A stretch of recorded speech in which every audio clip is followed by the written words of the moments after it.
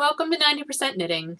This is episode 240 and I am Lisa, your host, also known as Fiber Nymph on Ravelry and Instagram.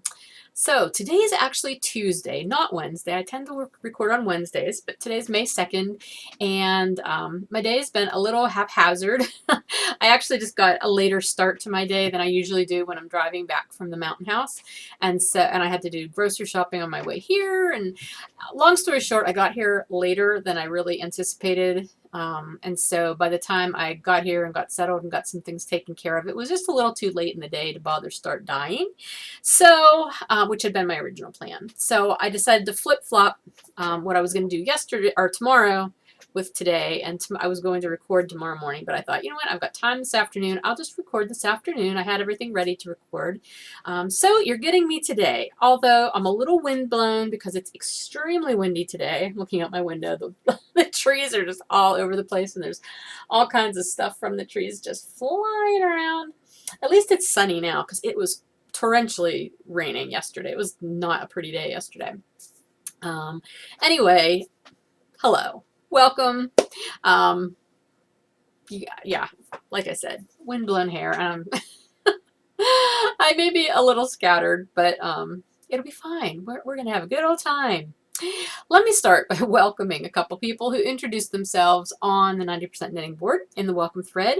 That would be Sally from Louisiana and Elizabeth from Texas. So thank you, both of you, for introducing yourselves. Glad you found the group and the podcast and that you are with us. So welcome. And the welcome goes for all of you too as well. If you've been watching for a while or this is your first time, I'm glad you're here. And I've got a lot to talk to you about today because last week's little mini episode really didn't tell you very much. I mean, it was more, it was more just timely things that I needed to disseminate to you. So this week I will be talking to you about things I've been working on, and I have some new things to share with you, and we have knit along winners to announce for April, so that's exciting. Lots of them, actually. You guys are always amazing the last few days of the month. So we've got lots of prizes to give out today. What else? Just some other random little things I want to talk about. I've got some 10% for you, and I've got some shop news to talk about as well. So lots to get in, so let's get started. How about that? Okay, first let's talk about projects. And, okay, where is, oh my gosh, seriously? Oh, here it is. I'm like, I know I brought this in here. My first finished object, actually my only finished object, is one that I showed you last week very briefly, but I'll tell you a little bit about it this week. This is my bridge walker hat.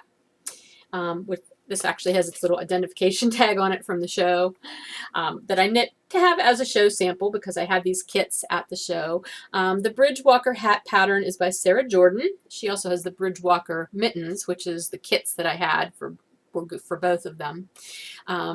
So you've seen this before. I think I've talked about this, and I've had the kits in the shop before. They'll be in the shop again this week. If you look at this cubby right here, it's empty. That's the one that had all of my kits in it from Sarah, the ones that she designed using my yarn for her Stitchberg. Oh boy, if I could talk today. Pattern collection.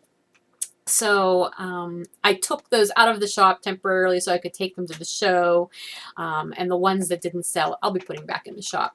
But I did dye up some actual black and gold ones because I was out of the black and gold color combination, so I do have a few of those left as well that I'll be putting in the shop. I know I'm jumping ahead. Shop news is later, but I just thought I'd let you know. So anyway, it's a lovely little colorwork pattern. The actual design is inspired by the metalwork on one of Pittsburgh's bridges, and I cannot remember which bridge. I'm sorry, Sarah. But I loved it. It was a lot of fun to do. It's not a difficult colorwork pattern, so if you're new to colorwork, you know, I'd give it a try. It's worth it. And if you like the design. I think the design is pretty cool even if you are not from Pittsburgh, because in certain ways it sort of looks like flowers, doesn't it? Like tulips or something. Anyway, so that is my finished object. I made it out of my cozy base, which is what I put in the kits, in the soft black for the main color and gold for the contrasting color. So black and gold, Pittsburgh colors, you know. Okay, so the only modification I will say that I made to that pattern is the needle size that the pattern called for, I believe, was US 4s. And I was just afraid that that would be too tight. And I can't remember if the pattern called to go up another needle size once you got off the ribbing. I ended up doing the ribbing in US 5s and then moved up, I believe, to US 7s. It may have only been to US 6s, though. I can't remember now, to do the rest of the hat. And I'm happy with the tension that I got on it. I think my gauge was okay. In fact, in some places it was still a little tight. I was just afraid if I used the smaller needles for the whole hat that it was going to be super puckery, because I tend to be, well, I'm not really a tight knitter, but color work, I'm not good with tension in color work, so sometimes that really throws my gauge off. But I like how it turned out using the 5s and 7s. Your mileage may vary, you know, depending on how you knit. Okay, so the next project I worked on was my Find Your Fade. I did not finish my Find Your Fade in time for the show. I tried diligently. Oh my gosh, you have no idea how much I tried to finish this, but it just did not happen. But I am on color 7, and I did take it to the show. Again, I just put rubber bands around the tips of the needles so it wouldn't slide off, and I had it on the display table, and it served very well. Oh my gosh, please do not be coming off the needles on this side. Hang on. I should probably just leave the, oh goodness, okay. Hang on, we've got stitches down. Let me just grab them real fast here. Okay, there we go. That could have been horrible. Yeah, it served its purpose well, just being unfinished. There was so many people that, you know, asked questions about it, and that's mainly what I wanted it there for. So here it is. This is the right side. I think I told you at some point, I don't remember if it was in my little mini episode or maybe the one before, I cheated. I purposely decided to cheat, and I made section 6 with the 6th color. I abbreviated it. So I did not do, I did the full garter ridge section, I believe, if I remember correctly, but I only did, actually maybe I didn't. Maybe I did. I don't remember now. No, actually, I did the full garter section, and then when I got to the lace, I only did about half of the lace section, so it's quite small. And then whenever I did the melt section, where I was adding color number 7, I only did, I think, 3 melts instead of 5 melt sequences. Goodness, come out of there. And then I went into the green, which actually, the 7th color, that's where I'm actually at now. I'm ready to just do the final colors, garter, stitch section, and then I'll be done. And let me, here it is. This is Willoughby on my bedazzled base. So bright, happy greens and blues in there. Can't wait to do this section. But I'm actually going to be waiting to finish this now. There's a method to my madness, and I will talk to you about it a little bit later. But for right now, since I'm done with the show, I don't have any more shows that I need it to be on my table for a while, it's going to get set aside. And I will tell you about why a little bit later. But at least I worked on it that much, and I'm very happy with it. People always seem to like it. And there were some people at the show who had worked on them, you know, who had done their own Find Your Fade. And, you know, it's funny because most people are like, I don't know when I'm going to ever wear it. It's so big. And I'm thinking, I can't wait to have this done because it is so big. And I think it'll be a wonderful shawl just to like wrap up in the morning while I'm knitting or something. I don't know that I'll ever wear it as like a fashion accessory kind of knit, but just to wrap up in at home when I'm sitting around, I think that would be awesome. That's what I'm looking forward to.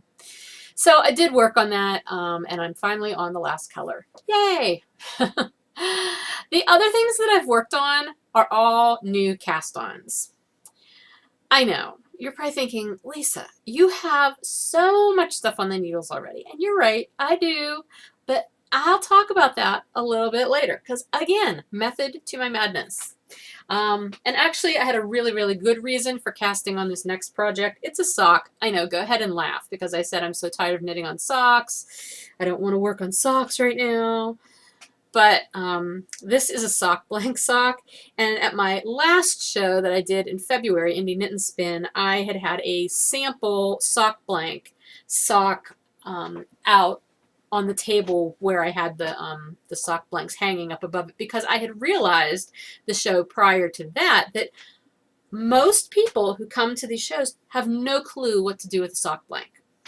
I guess I just assumed that everybody knew what they were for. And so after that show, I realized it would really be helpful for me. I mean, I was explaining it as people were asking about, but most people thought they were finished objects and they were like scarves that you just had to do edging or something on. And I said, no, that's not what they're for. So at my show in February, I did have a little sample, like I had a leftover bit of my Welcome to Whoville sock blank left, and I had just cast on a sock and had it sitting there, and people could work on it and play with it if they wanted to, and that seemed to be helpful, having that to see and feel and play with. However, when it came time to do the show this past Saturday, I could not find that sock anywhere. I have no idea where it's at. My feeling is that it may be somewhere in this office. And I've been cleaning and I haven't run across it yet. I don't know. I don't think I would have ripped it out because I would have kept it as a sample for people to see, which means it also has a pair of needles in it, although I'm pretty sure I would not have put US ones in it, so it's not a dire thing. At any rate, I did not have a sample, and so I pulled the sock blank out of my bag from the Find Your Fade that I had used for the first section, which is one of my hand-painted sock blanks on the Happenstance with Sparkle sock blank. And I started a sock just for the purpose of being able to have it at the show.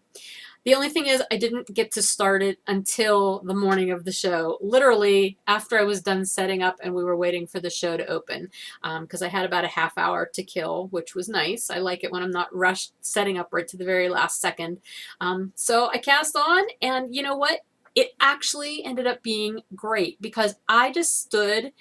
I often stand and knit during the day, so as I'm talking to customers or whatever, and so that's what I did. I had this tucked in my little apron, and I was working on this. And anytime we saw somebody over by the sock blanks, either I or Bill, he was helping me, would go over and say, "Oh, do you know what they are? Do you know how to work with them?" And if they said no, which most of them did. I pulled up I just said, well, this is what I'm working on now. And I showed them and explained how it worked. And, it was great. It was a really good, like just ongoing kind of demo, really. And it was so funny because there was one woman who looked at me aghast and she's like, but why would you do that to that? It's beautiful the way it is. I would just use it that way. Like as a scarf. I'm like, well, you can do that if you really want to, but that's not its purpose. So it was cute. She was just appalled that you would undo that work of art. So yeah, it was great. And so that's how much I got done in a day of, a show with everything else going on. And now I'm sort of really smitten with seeing how this is knitting up. And I'd kind of like to just keep working on it, which is not helpful because I don't really need any more socks on the needles to actively be working on. But we'll see. It's on the needles now, so whatever. My usual US ones, and I actually had to steal these needles out of another pair of socks in order to have US ones. Although I think I just frogged something that had US ones also, so I might be able to put those back. I don't know. I've been on kind of a frogging spree because I've been going through my office looking in all these project bags that have just been tossed here and there, and I've been finding some interesting projects that I've totally forgotten I even had on the needles. So a lot of them have just been getting frogged because they're probably ones that I don't even know if you ever saw. That's how old they are. So anyway, that is my sock that I cast on for a purpose. So I can rationalize that one really well. The other two cast-ons are both shawls. I figure if I'm not going to be working on my Find Your Fade for a little while, then I need shawls. And I really actually sort of miss knitting a regular shawl because it's been a while. All my shawl knitting has been the Find Your Fade. So, okay, let's see. Which one is this? Oh, good. This is this one. Yeah, this shawl I am very excited to be working on. This one is actually one that I just found the pattern for on Saturday when I was at the show. And it was one of the other booths, the Steel City Fiber Collective. I need to get all those words in there. They had a booth, and the shawl pattern is one from their collection, designed by Anna Sylvester, who's one of the women who runs Steel City Fiber Collective, and it's called the Rudbeckia shawl. And here's what it looks like. It's a two-color shawl. It's got lace. Oh, there we go. It's got lace and garter ridges, and it's just beautiful. And she had this there. She was wearing it, and I kept seeing it all day, and it was stunning. It was much more vivid than it's looking in this picture. It was just amazing. And finally, I went over and I'm like, what is the name of that pattern? Because it's gorgeous. I need to know. And as I was looking at it, I kept thinking, I could make this out of almost these same colors using my Ruby Tuesday and my Purple Haze colorways. And that was actually my plan for when I bought this on Ravelry the next day after the show. And that was my plan. And then when I went into my yarn to shop, I love shopping my own yarn. I was looking and I thought, you know what? As much as I like that color combo, I have other plans for some of those deeper shades that I've dyed recently, but I thought, what about using Pink Cadillac, because I love my Pink Cadillac colorway, and I was really tempted to do this in Bedazzled, but I have a lot of Bedazzled in the Find Your Fade, so I thought I'll just do this in, why is this damp? It was raining earlier, sorry. That felt weird. Pink Cadillac, this is the bounce base, not the bedazzled base. So I figured I'll do a non-sparkly shawl. But anyway, I'm doing it with this, and I'm pairing it with soft black. I mean, this is a wonderful classic color combination, pink and black. I love it. So that's what I'm doing, and I cast it on last night. Unfortunately, I cast it on later in the evening, not quite right before bedtime, but close enough to before bedtime that I wasn't completely on the ball. I mean, it looks fine. The knitting is fine. My lace is fine. I had one little error in my lace where I accidentally dropped a stitch, and when I picked it up, I think I shifted things a little bit. So there's one little area here in the soft black. I don't know if you can see it. You can't really see it here, but trust me, there's supposed to be these ridges. You can really see it well over here. You see how they angle out these lines of eyelets? Well, on this side, they do that, except close to the bottom, they go, they have like this little wiggle in them. But I think once it's blocked, it'll be fine. That shit'll block right out, right? Sorry. Anyway, what I screwed up, I didn't screw up the knitting, I screwed up the color management. This is, I would say, 90% operator error, and a little bit, maybe 10% of just the pattern not being super clear on which color was supposed to be the main color and which was the contrasting color in the one that they did. See, looking at it, I was assuming that the red was the main color and the purple was the contrasting color. That was how I was reading that, just looking at the shawl. Now, in the directions, obviously, they tell you, okay, you're working with your main color, you're working with your contrasting color, all right? But when in the materials section, it says what colorways they used, but the colorways do not indicate the color.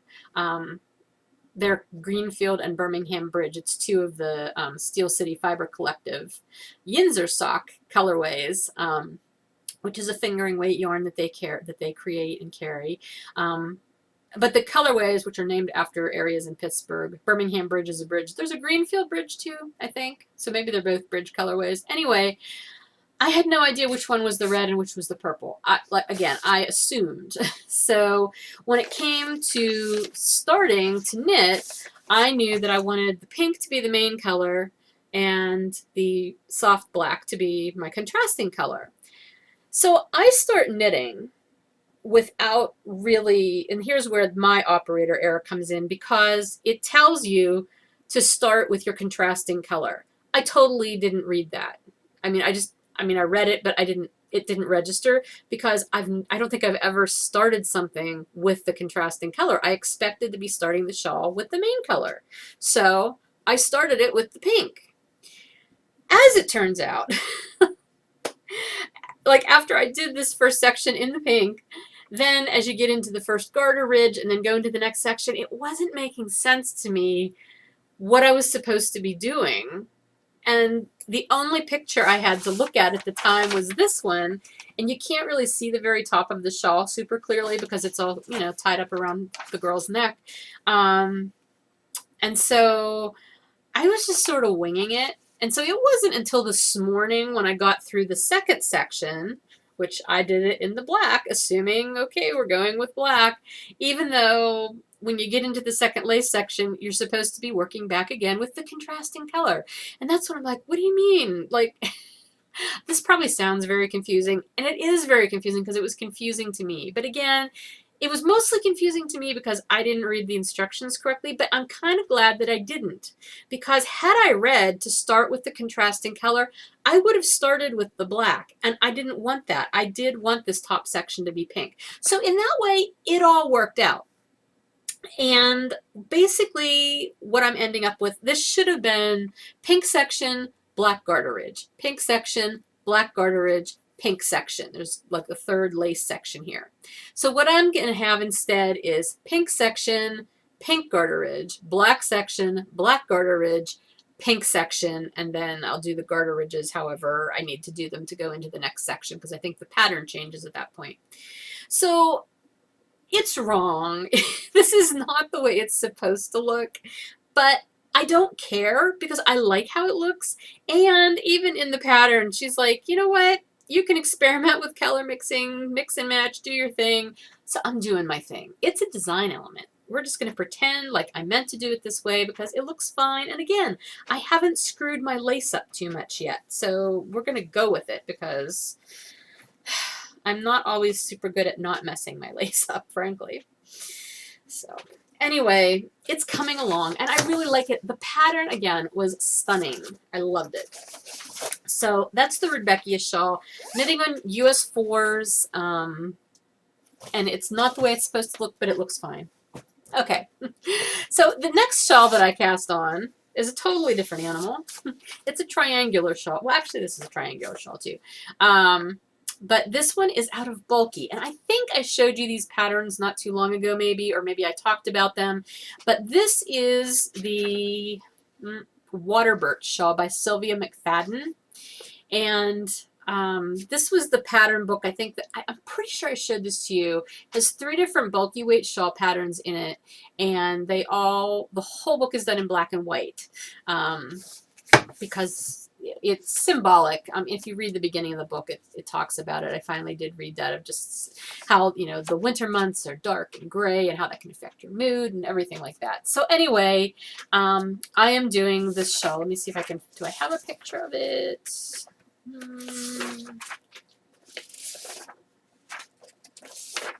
Sorry. Okay, well, you know what? I do have a picture, but there's like pattern everywhere else. So let me see if I can, there. So that's what it will look like. So it's pretty simple lace, but it's bulky, and I am so not used to working with bulky yarn and really big needles. My hands aren't used to it either. So this is as far as I got. I did the cast on and then the first section, which is sort of a setup section, I guess. It's the first charted section.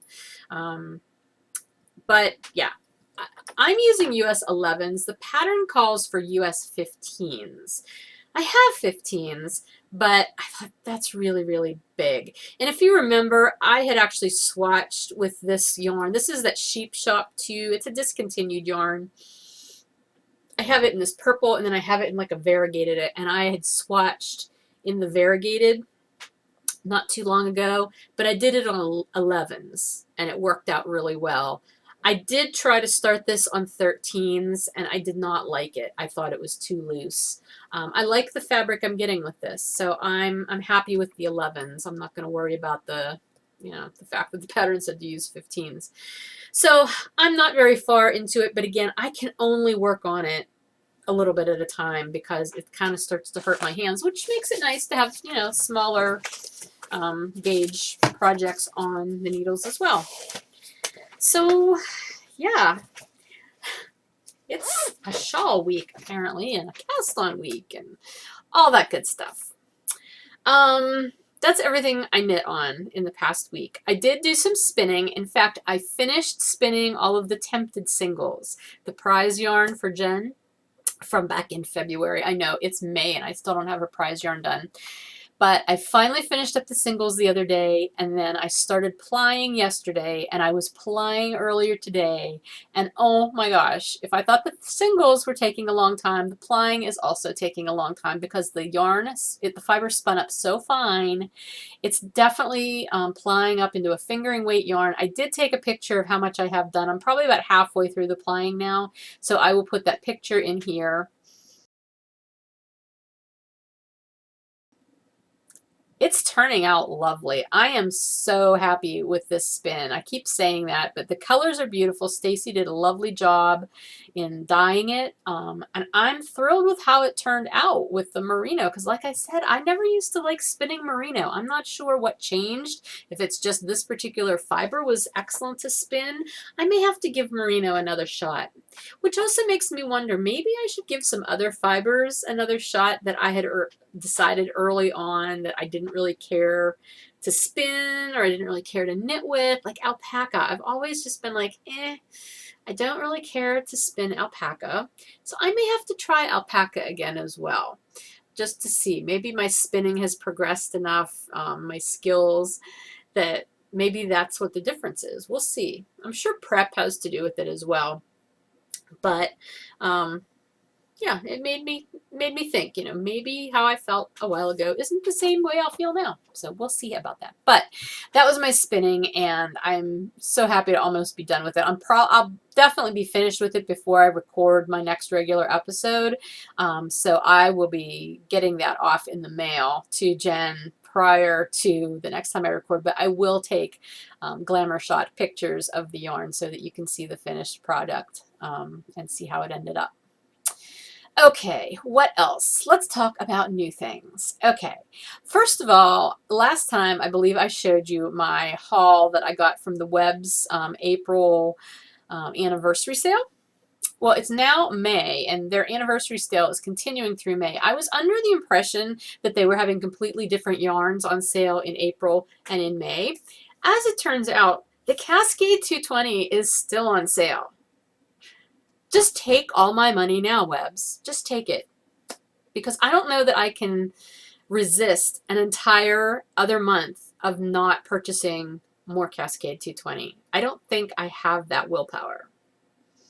As it is, I did place a really last minute April order, I think like on the 30th, for some hempathy, Elizabeth Lavold hempathy, mainly because I wanted to get some to make my mom a shawl. If you remember last summer, well, actually not last summer, I finished it last summer, but I started it last April when we were on our trip to Antigua. I did a shawl out of some, oh boy, it was Katia linen and some hempathy, Elizabeth Lavold hempathy, that I put together in one of my, elongated triangular shawls. And I worked on that while we were in Antigua, and I finished it in June, actually, at my mom's house. And my mom was like, oh, that's really pretty. I like those colors. And I'm like, no, you cannot have this, because I started this on my trip that I got engaged, and I have a whole lot of happy memories wrapped up in this shawl. And I felt bad because, my mom was going through a lot last summer with her husband and everything, not being well. And I really felt bad saying no, because had it been anything else, I would have happily handed that shawl over. She got socks. She got socks from me on that trip. Or maybe the next trip. I don't know. I was down there a few times. So she did get a pair of socks that I finished while I was there. But anyway, she really liked the shawl. And so I thought, you know what? I found more of the Katya linen, I believe, or maybe it's Hempathy also, in a natural color. I found it in my closet in like a box of old stuff, like deep stash. There's so much. It's everywhere.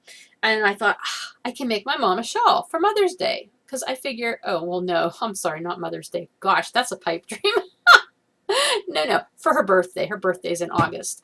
So I can definitely have a shawl done for her birthday in August. It won't be the exact same colors, but it'll be close-ish. So I ordered that, and I think, it sounds horrible, because honestly, I was at the website, like the Web's website, multiple times before I finally placed this order. I'm pretty sure I also ordered a summer top's worth of the Hempathy for myself. I'm pretty sure I did. I went back and forth on it a bunch of times, and I'm pretty sure I should just look at the order and it would tell me, but I'm kind of just waiting for it to get here and I'll be surprised. I don't even remember what color I landed on. I think it might have been sort of a bright orangey color. I don't know. Honestly, it's a sickness, people. So then I got on today thinking, oh, I don't really need anything else from Webs. And then I saw the Cascade 220 is still on sale. Same price. And then I scrolled down to find Elspeth of Old Silky Wool is on sale this month. I don't think that was on sale last month, or I would have probably seen it. Maybe it was and I missed it. Go figure. Yeah, Elspeth of Old Silky Wool. I love Elspeth of Old Silky Wool. I've got some over here, although I don't have very much left. I've used almost my entire stash of that for various and sundry things. So, and it's like 30% off. I may get some. I'm not going to lie. I may get some. Anyway, I did get some new things from the show. Because I said there were some vendors there that I had not met before. One of them was the Lazy O Ranch. That's how it's spelled, with the apostrophe after the O. So it's sort of like O Ranch, like an Irish thing. I don't know if that's what it's supposed to be or what, as opposed to just the Lazy O Ranch. But they raise Coopworth sheep. And so they had a whole lot of Coopworth yarn that was, milled from their sheep's fleeces. And then they had some other yarn as well that was not from their sheep. But I really wanted to get some of the Coopworth. And this one is a 10% silk, 90% Coopworth, 250 yards. So that would be approximately, what, a DK weight-ish. It's about a DK weight. And it's the turkey red color. It actually looks more like a salmony pink, I would say. It's a little brighter on the screen than it actually is in person. And it was from the sheep named Annette, because they put that on there. The sheep's name's on the label. So anyway, it's very soft. I'm not super familiar with Coopworth. It smells amazing too. But it's fairly soft. I mean, it's got that little bit of silk in it. So I don't know what it's going to become, but I needed it. And it was pretty, and it's something, unique, coming from a local farm. Where are they? I forget. One of the daughters was there at the booth when I was there, and she did tell me they're sort of in the middle of Pennsylvania, I believe. I can't remember what city she told me in. Anyway, the booth that was right across from me was Youghiogheny Yarns, which they are actually out of Connellsville, which is very, very close to where I live up at the Mountain House, which I thought was, small worldish. And she had lovely colorways, and I had never gotten to meet her before. And so it was really fun getting to talk with her. And here's the Youghiogheny yarn tag, and this is their woolly yak base, which is very interesting. I don't carry this base. I think some of the other bases we maybe share. But it's a 3-ply fingering weight yarn with 20% yak, 70% merino, and 10% nylon. So approximately 435 yards. It's just lovely. This was the colorway that she had dyed up specifically for the show, and it's called Forest Sprite. It's kind of dark. It's a really nice autumnal color, actually, I think. Like a woodsy kind of Halloween-y almost color in my mind. I don't know. I don't know what it's going to become either, but it's very pretty, and it's a very light fingering weight. A pretty tight twist on it. So, I don't know. I'm not sure what it'll be, but it was pretty and I had to get it. Fiber-wise, I have one more thing. There was a booth there with a lady named Nancy. Nancy Janda is the artist's name, and her company is called G-Cat and Pie. And she had a lot of spinning bats. She had a lot of bats. She was sitting there actually making them on a blending board, which she had a really cool homemade blending board. I won't go into that, but I thought it was pretty neat. Anyway, she had a whole bunch of bats, and she had a couple that were in these really neat paper boxes, which she told me later that she actually makes these boxes out of leftover posters from her place where she actually works full time. She works for the Hunt. Oh, I'm going to get this name wrong. And I don't know why I'm even telling you this because it's totally unrelated to fiber. Okay, what's it? The Hunt Institute for Botanical Documentation. I didn't even know such a thing existed, but it's, I guess, a place. They're housed in Carnegie Mellon University, and it's like an archive of, like, you know, documents and artwork and illustrations and all kinds of stuff if you are somebody who studies plants. So, I mean, it's there for like students or anybody who's doing research or something like that, but it's also available to the public. And apparently right now they've got a gallery event happening that, you know, is open to the public, and I'd really love to go. I'm trying to maybe get Bill to go with me on Mother's Day Sunday, because it's open on some Sundays too. Anyway, but she makes these boxes. She hand folds these boxes out of these leftover posters that, you know, have gotten damaged in some way, and so she does that. I thought that was really cool. But anyway, the bat that I got is it's only 0.6 ounces, 18 grams, so it's not super, super big, but it's off of a blending board. The colors, here, let's see if I can take this off and you can see the colors. They're really rich. I mean, there's a lot of gray in there, but there's some purple and natural. It's just, I mean, it's all very natural except for the purple, but there's just lovely shades of gray throughout it. I just thought it was so pretty, but the content of it was really what interested me. It is comprised of merino, alpaca, yak, kiviot, baby camel, and silk. That is quite the combination. And it was only $10. So I'm like, yeah, I'll take that. So yay, we'll see what I do with it. It's going to be a very nice spin, I have the feeling, because it's so soft. Oh my gosh. So that's the only fibery stuff I got, but I also got, there were some vendors there that were not specifically yarn and fiber related, and there was one, I think she was there because she does have like shawl pins and stuff, but it was jewelry made out of antique silverware.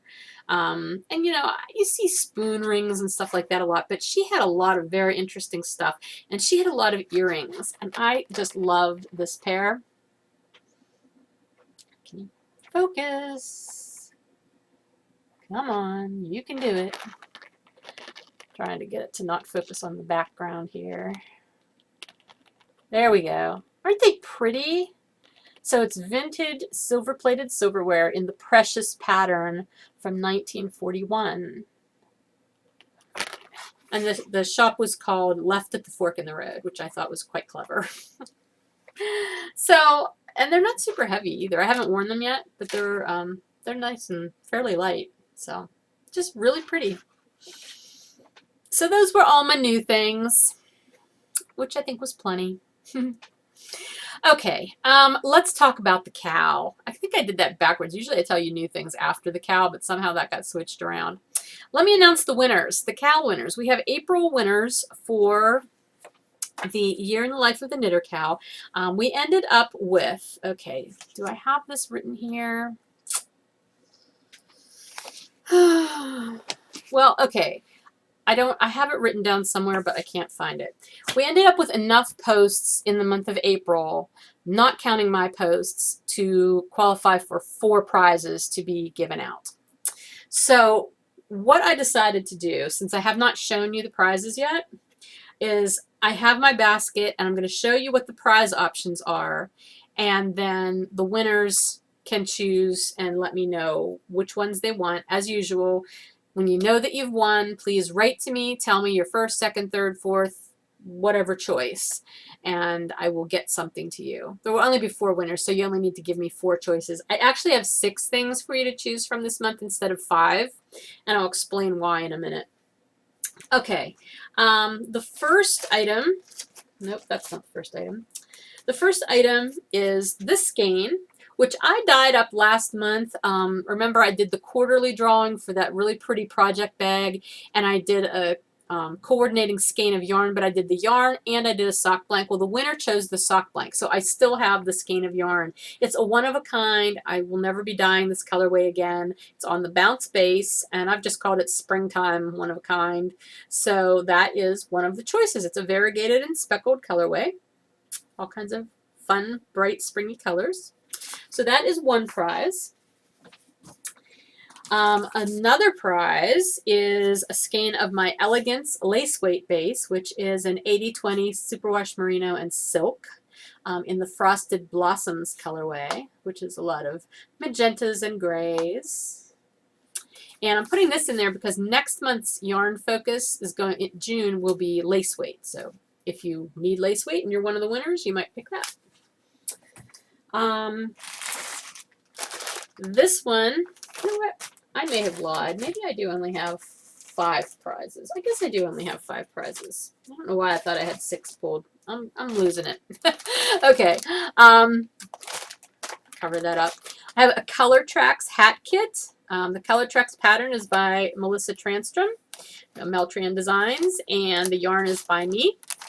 And this is actually the color combination that she used for the hat that's in the picture. So this is a fun sort of, it's a strand, it's not stranded color work, it's slipped stitches, but it does that cool design. It's really fun. So that's one option. And then I have fiber. So this is some of my fiber. This is some BFL in the berries and cream colorway, 4 ounces. So you've got some purples and mauves and peach. I don't know why I say mauve, because I always say mauve, but now people on other podcasts are saying mauve. I'm not really sure. So purple and pinks and rose and mauve and some tannish colors in there. The only catch with the fiber this time is if you win and you choose the fiber, you need to be able to spin it. I'm not going to offer to spin this one this time, only because it took me over 2 months to spin this last prize fiber, and I don't want to have to do that again and make somebody wait that long for their prize.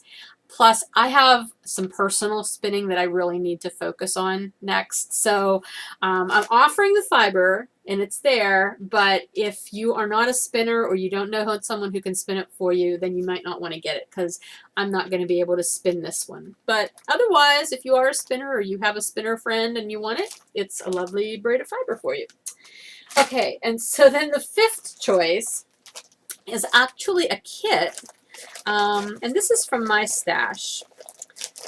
This is from the yarn. I have to get it out of the baggie here so I can show it to you. Is from Universal Yarn. It's called Classic Shades, and I'm going to take the label. Here's the label. But this is what it looks like. Isn't that pretty? I just love these colors. I love the yarn. The pattern, though, was not something that I would ever knit. And so when I got it, I thought, well, you know, I don't have to really do the pattern, but the pattern works with this yarn. Obviously, it's meant to work with this yarn. And so the pattern comes with it, and it's this scarf. It's called the hole-in-one scarf, and it is specifically for this yarn, and it uses the one skein. I'm not sure if it's the same color. No, this is Natural Glow. The one in the picture is Chili Peppers. At any rate, it comes with patterns on the back here. You've got the yarn, so everything there that you need to make that scarf. So those are the 5 prizes. We have 4 winners, so obviously one of these will not get chosen. Poor prize. I'll put that back in the envelope or the bag later. Yeah, so let me announce the winners. Where's my piece of paper? I've done random number generator. It was number 2 through...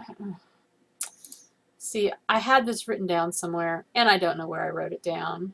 Actually, I think maybe I put it in my phone because I thought, oh, that'll be an easy way for me to remember and not lose the information. Let me look it up, just so I can tell you at this point.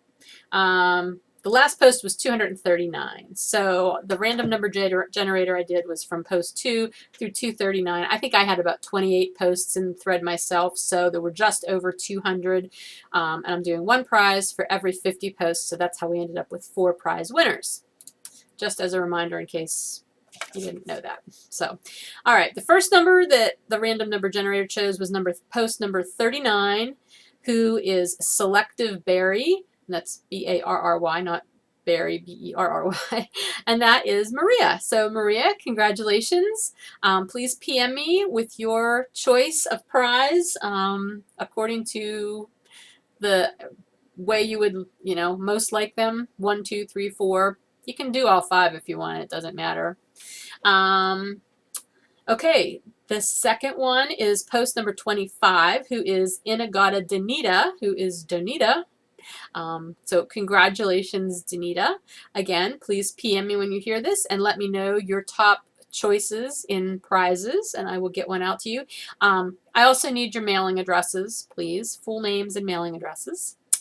Okay, the third prize is going to post number 183, who is KY Spinner, and that is Michelle. So congratulations, Michelle. Please, again, you PM me and let me know your choices.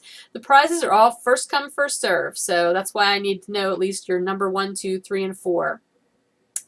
And lastly, the random number generator chose 182. We had 183 and then it went to 182. And that is Sarah, who is PA Knitwit, who is the designer of the Bridge Walker hat, actually, that I just talked about earlier. So congratulations, Sarah. PM me, let me know your pattern, your prize choice list, and I will get a prize out to you as well. So congratulations to the 4 of you. Thank you so much for participating.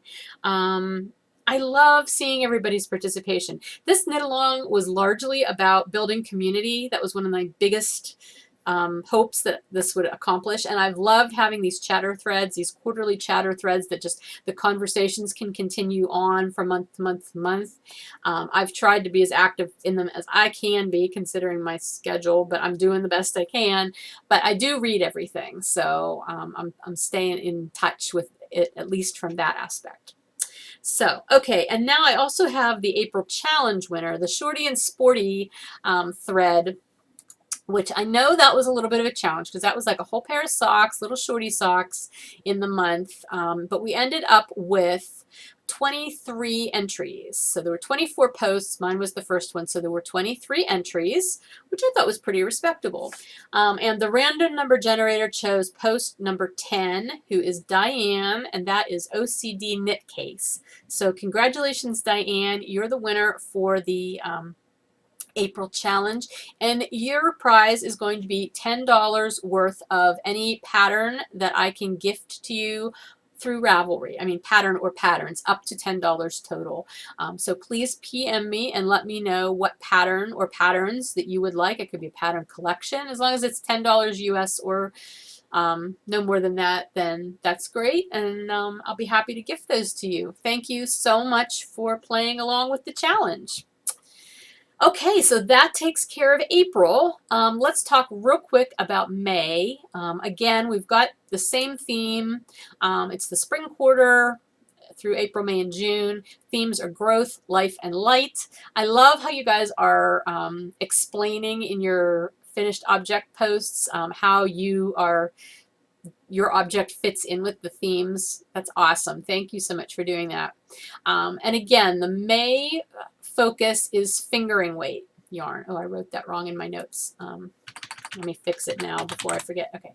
The May focus is fingering weight yarn. So along with fitting in the themes, as long as you're using fingering weight, it'll count. So, okay. As far as the May challenge, I did explain that really briefly on my short episode last time, I believe. But let me tell you about it a little bit more in depth. I do have a thread up for it now, and it's called the May Flowers Challenge. Let me get to that. Okay, so the guidelines. Your projects have to be started and finished in the month of May. WIPs are not eligible. Once you have your finished object, you're going to post each finished object in its own separate thread or in its own separate post in the Mayflowers finished object no chatter thread. Okay, because each post is an entry. So however many FOs you have this month, that's how many entries that you will have.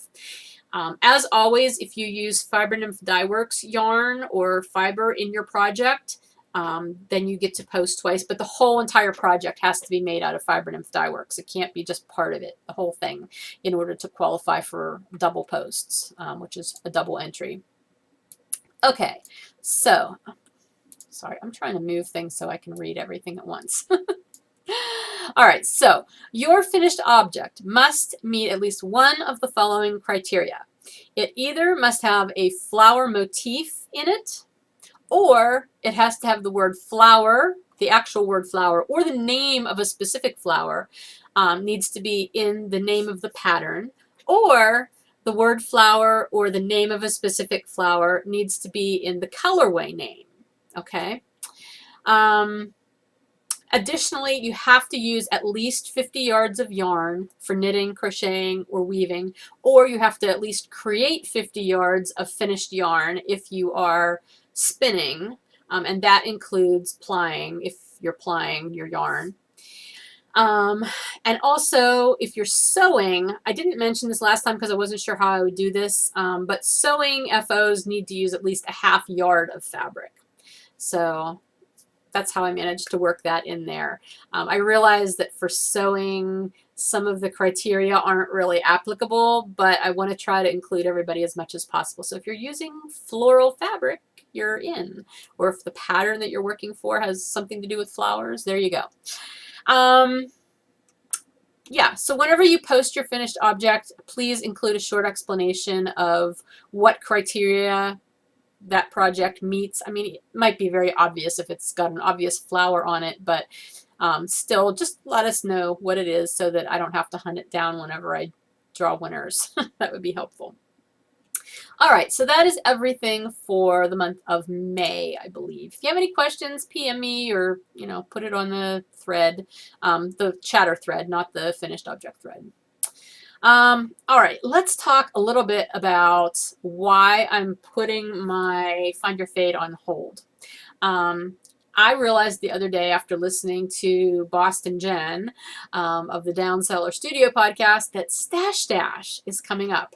And if you aren't familiar with Stash Dash, that's a knit-along that the Knit Girls, Leslie and Laura, do. I think this is like the 6th year that they're doing it.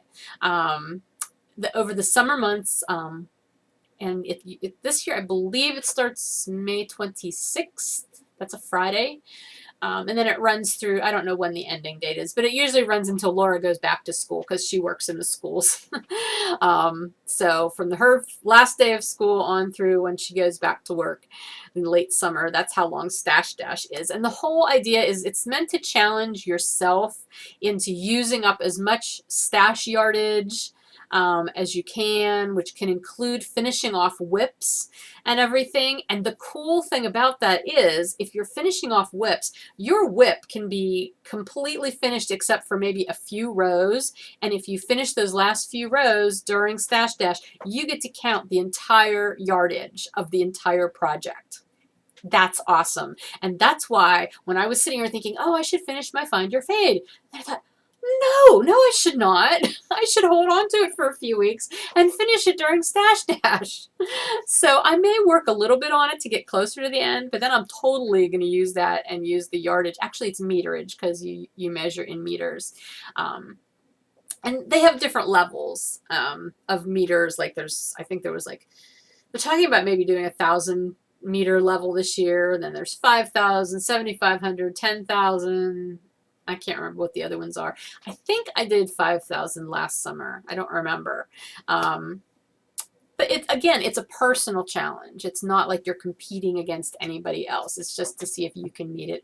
I think it's fun. I was explaining it to Bill today at breakfast, and he's like, that sounds really arbitrary. And I'm like, well, yeah, but it's fun. We knitters like these things. So anyway, that is why I am holding off, and I'm going to do my Find Your Fade during Stash Dash. I have a whole bin of projects here that I have either taken out of hibernation or that are current works in progress that are really close to being done. They're either like halfway or more on their way to being done. I was going to show them all to you this week, but I think I'm going to wait and I'll do that next week when I record because we're almost up to an hour as it is.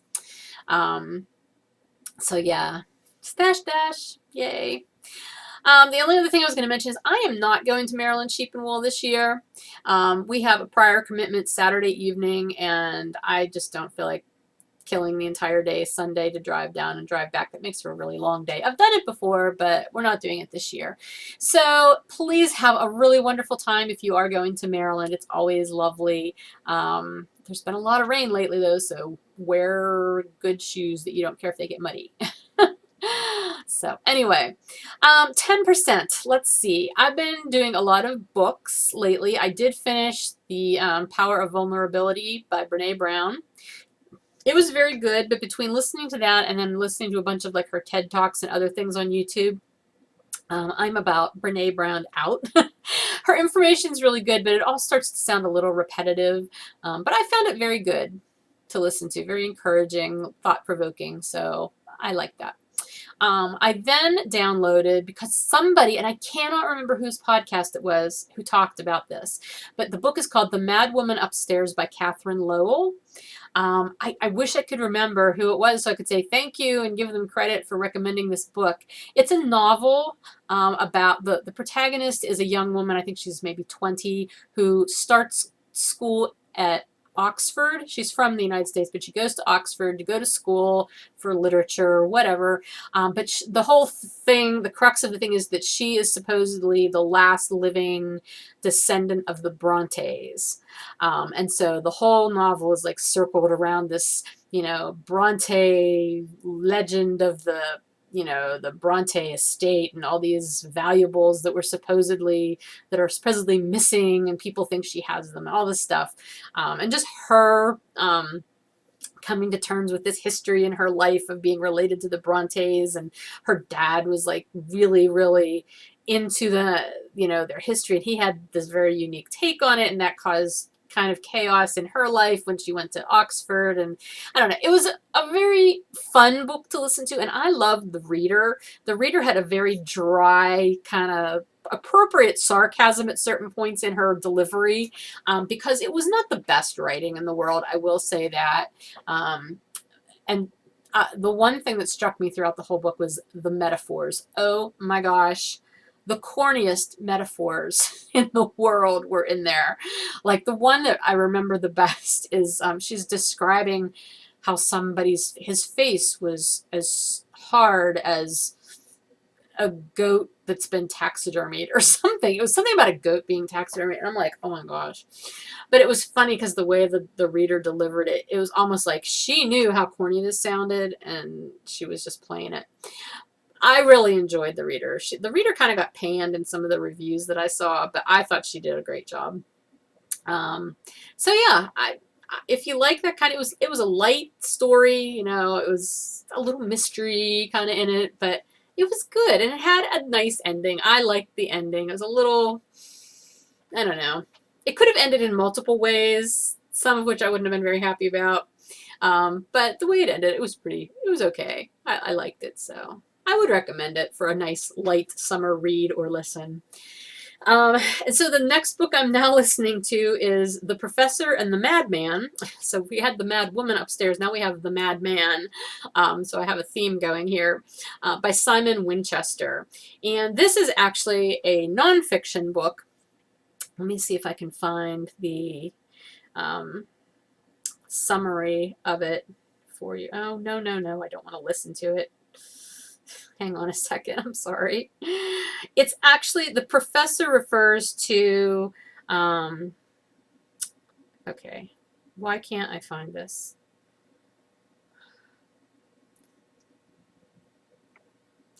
Hang on. Read summary. That's what we want. Professor James Murray. He was the editor of the Oxford English Dictionary.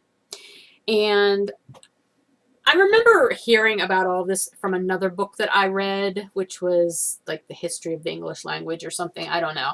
I remember hearing like an overview of this story, how, you know, during the creation of the Oxford English Dictionary, which took decades, it's like 20 volumes long, it was created with a lot of people contributing to it.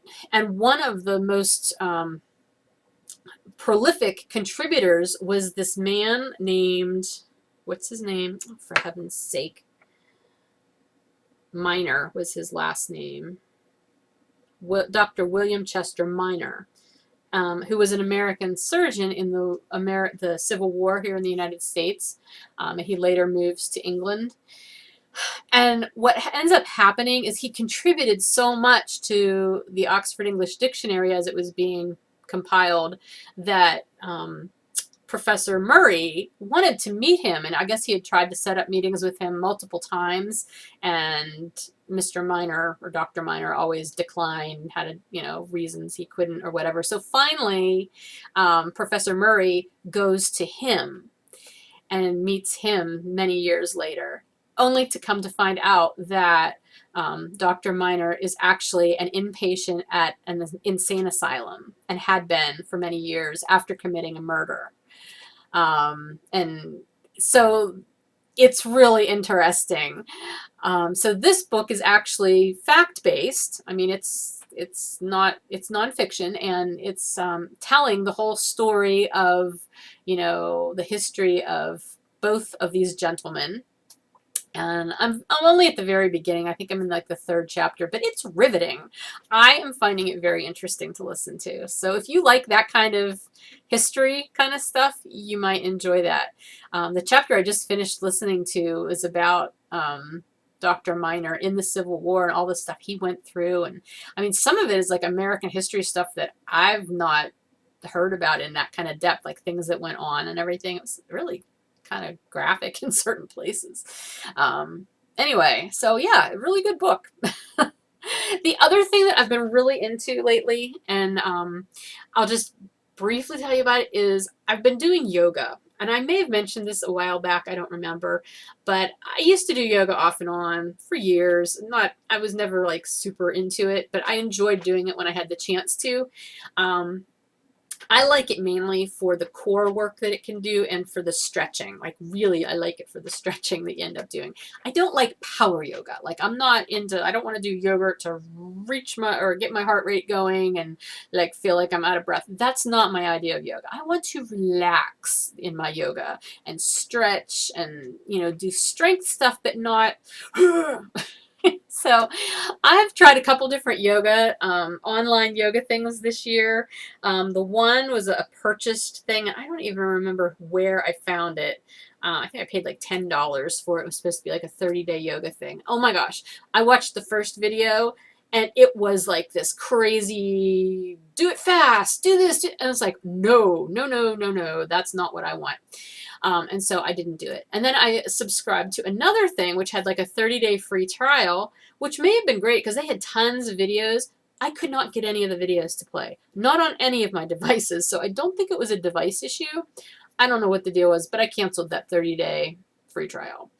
So then I came across this other yoga on YouTube, so I don't have to pay for it, that a friend of mine, a knitter well, more an acquaintance. I don't know her that well, but I'm Facebook friends with her. And she's often posting about, she does this 30-day yoga stuff. And finally I saw her post what it was. It's called Yoga with Adriene, which is Adriene.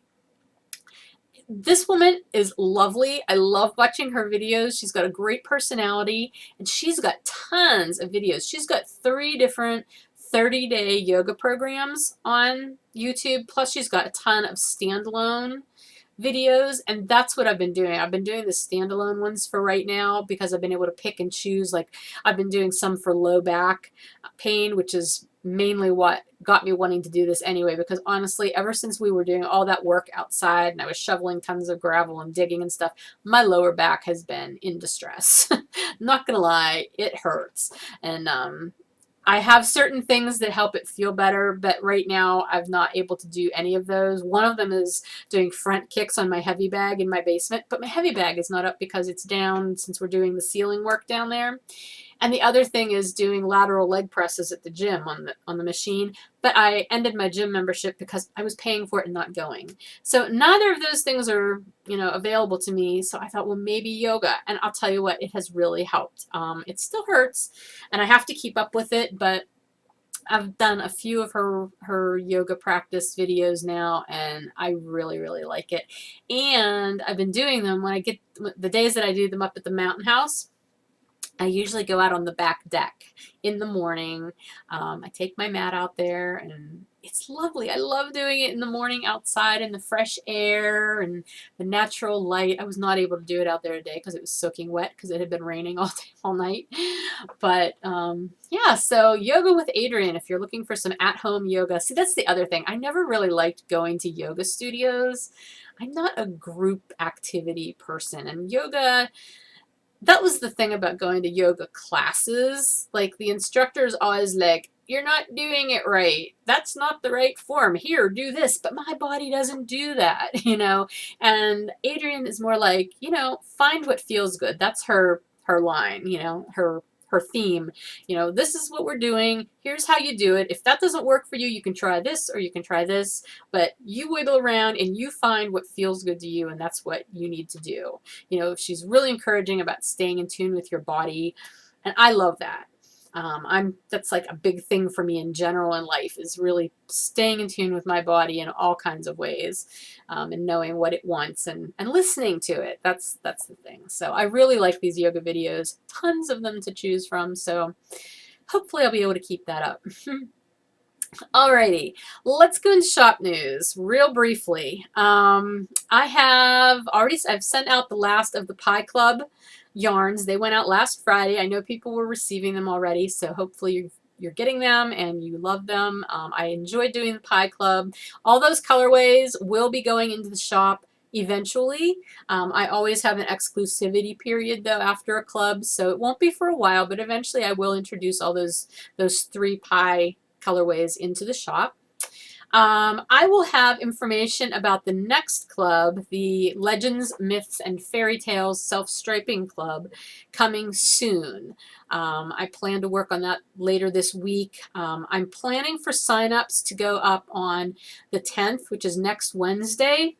I'm going to operate this much the way I did the Pie Club sign-ups, where I will have a questionnaire that you go and you fill out, and it will basically be, I will take as many entries. I'll take as many members as I can accommodate. I'm looking probably at about 30-ish, and it'll be based on yarn choices also. Because I try to keep it at even numbers for all of the different yarns that I offer. But I'm going to have all of that information, obviously, in the Fiber Nymph Dye Works group. There will be a thread with all the information for that club. Remember, this is going to be heavier weight yarns. There will be no fingering weight yarn in this club. Right now, I'm planning to do it with sport weight, DK, and worsted weight. Those will be the 3 yarn choices. But I will have all of that information in that, and I will also be doing just a club information video like I've done with other clubs recently, to introduce you to all of the ins and outs. I'll probably, I think, put that up maybe Saturday. That's my plan. Okay, lastly, I think this is, oh no, there's still other things. The next update will be on Friday, the 5th at 6 p.m. And this is going to be show leftovers. I may get to do a separate shop update video a little bit later this week, probably Thursday, because I absolutely cannot show you everything now. I mean, there's just too much. I'm not going to be able to put it all up in one update, so I'm going to be doing some this Friday and the rest next Friday on the 19th. I just have not had a chance to decide what's going to go up this week versus what's going to go up next week, if I'll divide it all in half or whatever. I will say that if there was stuff that I took out of the shop, I'm just going to put it back in the shop. You won't have to wait for the update. So like all those kits and stuff, the ones that I took out of the shop, those will just go back in, and like some semi-solids I think I took out. Otherwise, it will be 6 p.m. Eastern on Friday. And yeah, that's pretty much it for that. But I'll do some sort of a separate video or upload something so that you can get a peek at the things that will be going in there. Hopefully, that's my plan. If not, if I don't get that up, and I apologize ahead of time if I am not able to do that, you'll be able to see everything in preview mode by Thursday evening. Okay. Lastly, and I'm just going to give you a real brief little teaser about this. I'm planning to do a summer knit along for June, July, and August in the Fiber Nymph Dye Works group. This is something brand new. I've never done this before, but I really, really want to. I've been thinking about it for a while, and I know what it's going to be. I am still compiling the last of the details for it, so I will tell you all about it next week whenever I record, but it will involve, using Fiber Nymph Dye Works yarn for all the projects. So just keep that in the back of your mind. If you have a stash of Fiber Nymph Dye Works and you want to participate in that, there will be prizes and really good stuff coming with that. I know that really doesn't tell you much, but I just wanted to throw it out there, and I will give you more details soon. So, all right, that is everything. Thank you so much for sticking with the podcast this long. I will talk to you soon. Again, I'm going to do the extra little videos, hopefully. And I will talk to you next week. If you have questions about anything from this episode, show notes will be in the 90% Knitting group on Ravelry. You can PM me on Ravelry. You can post questions in the episode thread. You can email me. I'm fibernymph@gmail.com. That's actually the best way to get a hold of me, is through email. Ravelry messages sometimes languish a little while.